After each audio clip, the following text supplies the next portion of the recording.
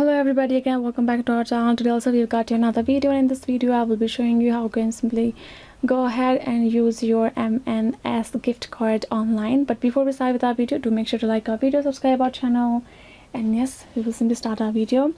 So first of all, go ahead, open your browser, go ahead, type this Marks and Spencers.in right there in your search bar, and then as you can see, you will choose a product to buy. If you choose a product to buy, then only you can use your gift card to actually purchase them. Then once you have your product, simply go ahead, go to this cart option right there, and then you will tap on this checkout option. So you will have to add in your email ID or mobile number, then tap on this continue for you to log in of your account. Then you will find this, you will add your address first and then confirm the addresses. Then in the payment section you will choose a gift card instead of your debit or credit, and then you will simply apply that for the payment and redeem or use your gift card right there. So that's how you can do it. If you got more concerns, do leave them in the comments below. So yeah guys, this is it. I hope this video was helpful. Thank you so much for watching. I'll see you guys next time.